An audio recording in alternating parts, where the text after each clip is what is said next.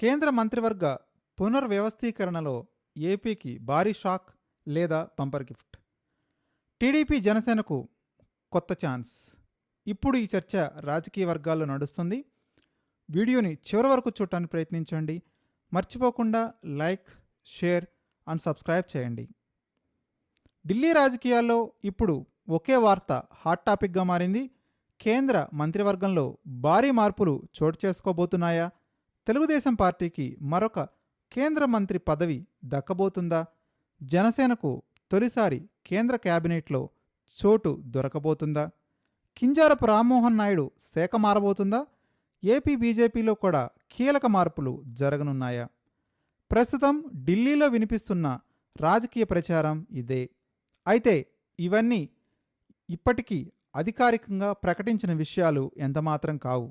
రాజకీయ వర్గాల్లో జరుగుతున్న చర్చలు, మీడియాలో వస్తున్న కథనాల ఆధారంగా వినిపిస్తున్న స్పెక్యులేషన్స్ మాత్రమే.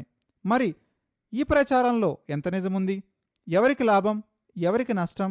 పూర్తి వివరాలు ఈ వీడియోలో తీసుకునే ప్రయత్నం చేద్దాం. దేశ రాజకీయాల్లో అత్యంత కీలకమైన పరిణామాల్లో ఒకటిగా కేంద్ర మంత్రివర్గ పునర్వ్యవస్థీకరణను చూస్తున్నారు రాజకీయ విశ్లేషకులు. మోడీ ప్రభుత్వానికి మూడోసారి అధికారం వచ్చిన తర్వాత ఇదే తొలి పెద్ద కేబినెట్ మార్పు కావచ్చు అని ఢిల్లీ వర్గాలు చెప్తున్నాయి.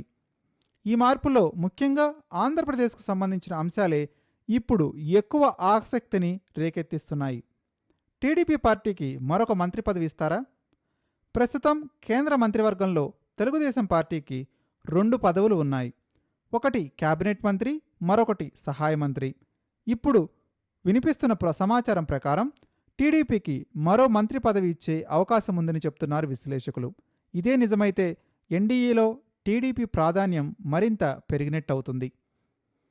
పెమ్మసాని చంద్రశేఖర్కు ప్రమోషన్ ఇస్తారా? ఇప్పటికే కేంద్ర సహాయ మంత్రిగా ఉన్న పెమ్మసాని చంద్రశేఖర్కు ఇండిపెండెంట్ ఛార్జ్ ఇచ్చే అవకాశంపై కూడా చర్చ జరుగుతుంది. ఇది కేబినెట్ మంత్రి హోదా కాకపోయినా ప్రత్యేక బాధ్యతలు కలిగిన కీలక పదవిగా భావిస్తారందరూ. మరి మూడో మంత్రి ఎవరు? ఒకవేళ టీడీపీ పార్టీకి మూడో మంత్రి పదవి ఇస్తే రాయలసీమకు చెందిన నాయకుడికి అవకాశం ఇవ్వొచ్చని ప్రచారం జరుగుతుంది. ముఖ్యంగా రెడ్డి సామాజిక వర్గానికి ప్రాధాన్యత కల్పించే అవకాశం ఉందని కూడా రాజకీయ వర్గాలు చర్చిస్తున్నాయి. దీనివల్ల ప్రాంతీయ సమతుల్యతతో పాటు సామాజిక సమీకరణ కూడా సాధించాలని బీజేపీ భావిస్తుందని అంటున్నారు. జనసేనకు కేంద్రంలో అవకాశం ఇస్తారా? ఇది అత్యంత ఆసక్తికరమైనటువంటి అంశం. ప్రస్తుతం జనసేనకు 2 ఎంపీలు మాత్రమే ఉన్నారు. సంఖ్యాబలం ప్రకారం చూస్తే కేంద్ర మంత్రివర్గంలో చోటు రావడం అంత సులభమైనటువంటి విషయం కానే కాదు. రాజకీయ అవసరాల దృష్ట్యా మోడీ నాయకత్వం ప్రత్యేక నిర్ణయం తీసుకుంటే మాత్రం పరిస్థితి మారేటువంటి అవకాశం ఉంది. ఒకవేళ జనసేనకు అవకాశం వస్తే బాలశౌరి పేరు బలంగా వినిపిస్తుంది. అనుభవం, పార్లమెంటు పరిజ్ఞానం, సీనియారిటీ, ఈ 3 అంశాలు ఆయనకు కలిసొచ్చేటువంటి అవకాశం ఉంది. రామ్మోహన్ నాయుడు శాఖ మారుతుందా?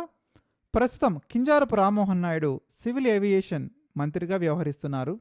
అయితే ఆయనకు గ్రామీణాభివృద్ధి శాఖ వంటి పెద్ద శాఖ అప్పగించే అవకాశం వైపు కూడా ప్రచారం జరుగుతుంది.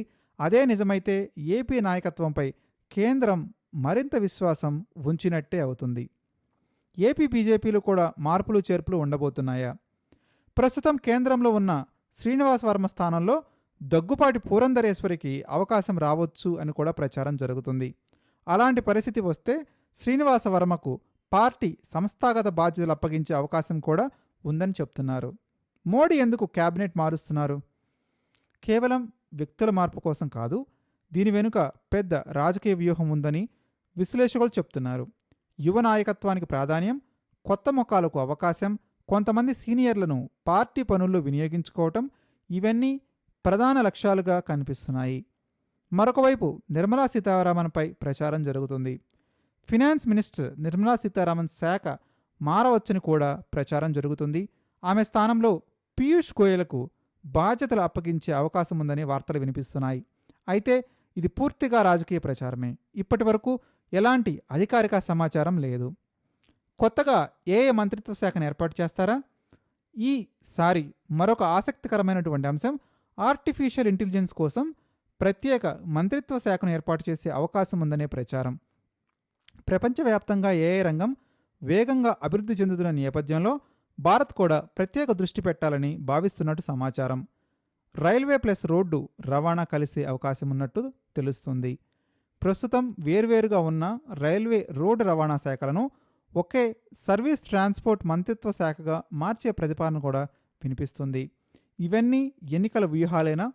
ఇక్కడ అసలు రాజకీయ కోణం మొదలవుతుంది. త్వరలో ఉత్తరప్రదేశ్, పంజాబ్ వంటి కీలక రాష్ట్రాల్లో ఎన్నికలు జరుగుతున్నాయి. అందుకే ఆ రాష్ట్రాలకు కేంద్ర మంత్రివర్గంలో ఎక్కువ ప్రాధాన్యత ఇవ్వాలని బీజేపీ ఆలోచిస్తున్నట్టు సమాచారం. పంజాబ్కు ప్రత్యేక ప్రాధాన్యం. పంజాబ్ నుంచి ఒక సిక్కు నాయకుడికి అవకాశం ఇవ్వొచ్చని ప్రచారం జరుగుతుంది. ఇది రాజకీయంగా కీలక సంకేతంగా అందరూ భావిస్తున్నారు.